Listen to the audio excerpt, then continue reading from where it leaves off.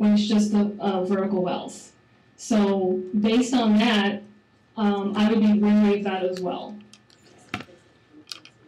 Right. It's the same process, it's just applied to the vertical well, so there's still contamination. So I would say, yes, we also oppose that because we're still talking about contamination effects.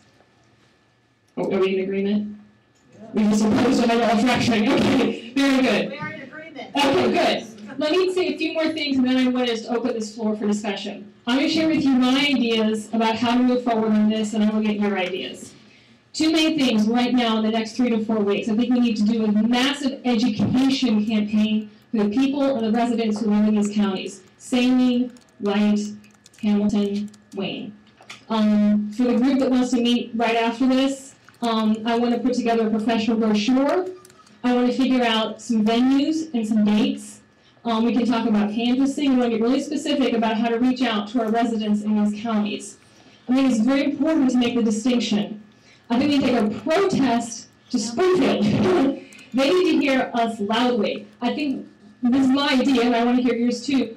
Our first outreach to our residents and our farmers in these counties is education. They've just been told what the gas companies told them. They don't know about the evidence. We need to share with them what has been going on to people in these other counties. So our immediate goals are outreach and education. We can get specific about how to do that. We have several venues we've been working on. We can set the dates, set the venues, get the brochure, get the canvassing, and reach out.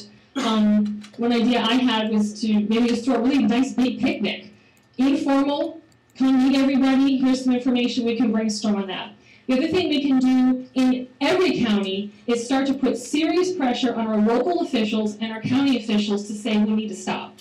We can start working on trying to get as many bans passed, to start putting pressure on our officials and make our voices heard. So we can work locally in our places, wherever you're from, start talking with your local officials, your county officials, your state officials, that we don't want it, and then you're welcome to work with us to try and outreach to the residents in the counties that are going to get affected first.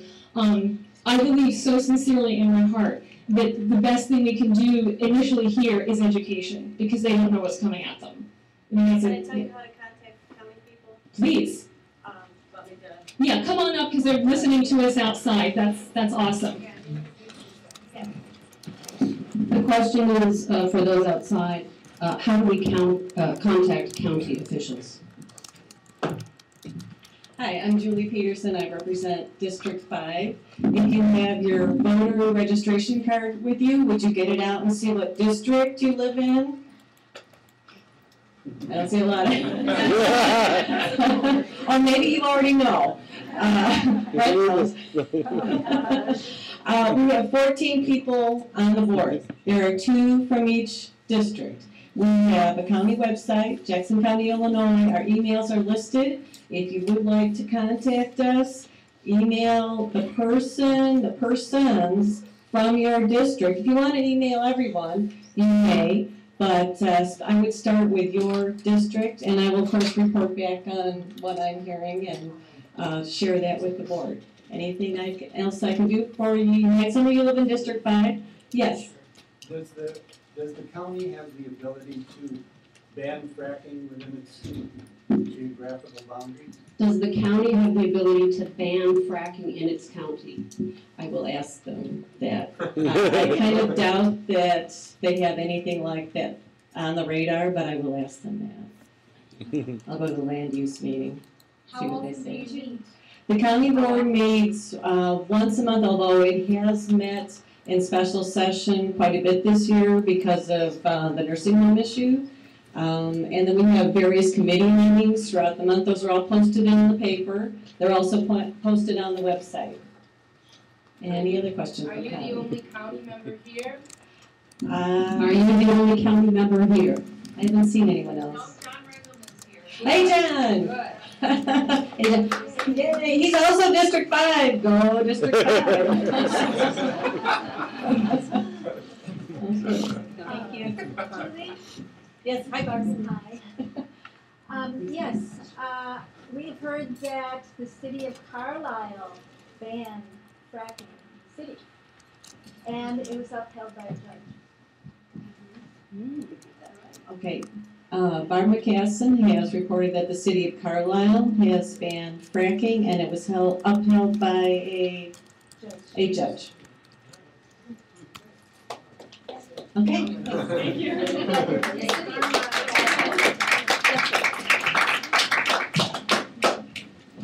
I saw that program Gasland, and there was something in that movie that I didn't quite understand, but under a 2005 law, the EPA is restricted against setting regulations against fracking.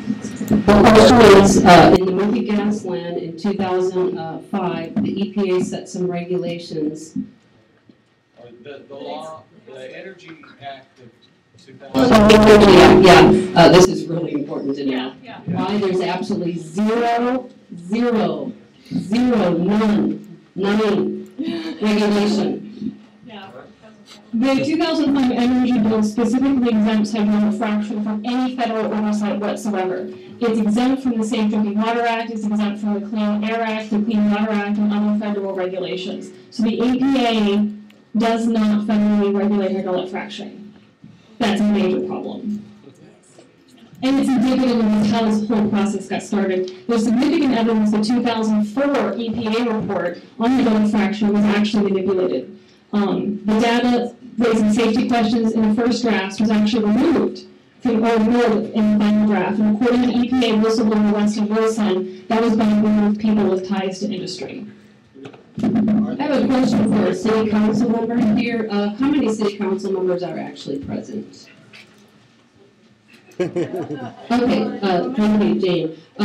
The question for you is, how can we go about, what can the city council do in Carbondale to help protect us from this process? And this question is for Jean Adams of the Carbondale City Council.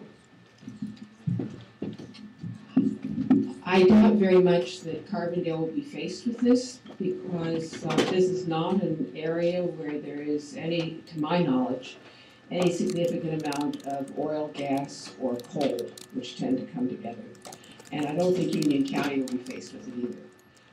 It really is these counties that are the big coal counties. There may be places in Jackson County further north that would be faced with it, where there has been oil prospecting in the past. I suspect, I don't know law, but I suspect that Carbondale has zoning. And because we have zoning, there are certain things you cannot do within the city, within where that zoning occurs. I don't think we have anything regarding mineral, what can be done with subsurface minerals. So if there were any threat of fracking inside the town, we could easily pass an ordinance saying you can't do it because we have zoning. In the county, there is no zoning. And most rural counties don't have zoning because farmers don't want that kind of regulation. And so if you don't have zoning, you have much weaker abilities to regulate those sorts of things. As I said, I don't think we in Carbondale really need to worry about it much. As Carbondale further north in the county and other areas, I think there's likely to be there might be, I don't know that there's shales underneath, I don't know the geologic formations. I just want to say, maybe we don't have to worry about it happening here, but are we also not concerned about it happening elsewhere? And also, the food that gets sent here. Right. Very Okay. The question was,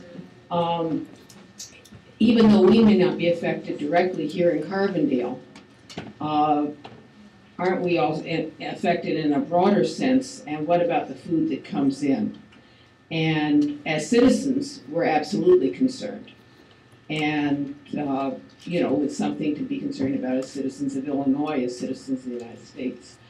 I'm of mixed feelings about city councils, the city council itself taking positions on issues